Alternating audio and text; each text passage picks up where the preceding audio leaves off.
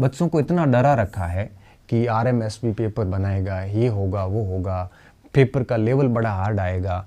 ये धारणाएं आपकी दिमाग में इस टेस्ट सीरीज के कारण बनी हुई है। इस टेस्ट सीरीज में क्या हुआ कि प्रश्न इतने कठिन पूछे गए, बच्चे डर गए कि पता नहीं कितने हार्ड प्रश्न आएंगे, जबकि ऐसा बिल्कुल नहीं है। आप ये मान के चलिए कि जब 100% जो पेपर होता है, इस 100% में से मैं आपको आज ही कह रहा हूँ 60% पेपर जो है वो बहुत आसान आता है, ठीक है, और 20% प्रश्न जो है वो थोड़े से मध्यम स्तर की कठिनाई को लिए हुए होते हैं, और 10-20 क्या लगभग 30% और 10% सवाल जो है वो कठिन होते हैं।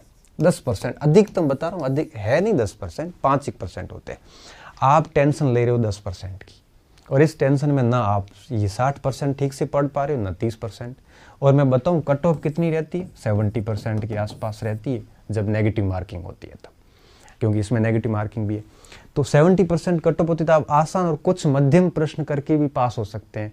फिर गहराई क्यों देखें, इसलिए ध्यान रखना जब पाठ्यक्रम बहुत बड़ा हो तो गहराई हमेशा सामान्य आती है, बहुत ज़्यादा नहीं आती। जैसे मैं बताऊं मुगल साम्राज्य L2 में दिया हुआ है, L1 में भी मुगल साम्राज्य है। आपको क्या लगता है, आप मुगल साम्राज्य को गहराई से पढ़ोगे? 80 क्लास लगती है हमारी, तब जाके मुगल साम्राज्य पूरा होता है। बेहतर है कि शासकों के नाम याद कर लो, बाकी छोड़ो, कोई मतलब नहीं है।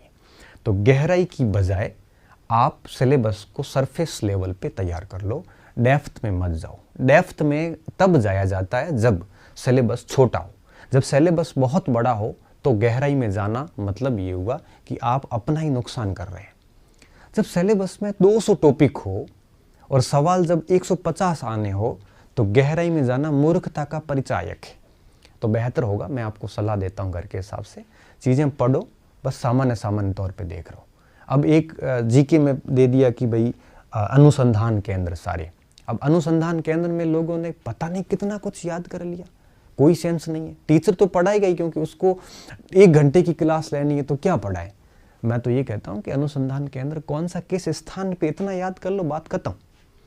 तो इतना डेप्थ में जाने की ज़रूरत नहीं है, पेपर बहुत आसान आते हैं, और जब इतना बड़ा सिलेबस हो तो बहुत ही सामान्य पेपर आएगा, ज़्यादा इसको टेंशन लेने की ज़रूरत नहीं है।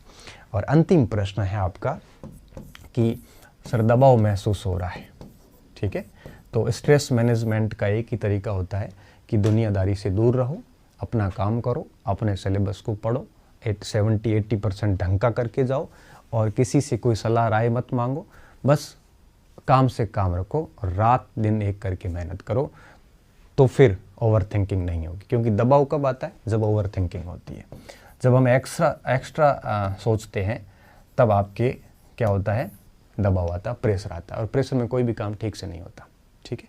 तो इन सारी चीज़ों का ध्यान रखोगे तो डेफिनेटली चीज़ें ठीक हो जाएगी।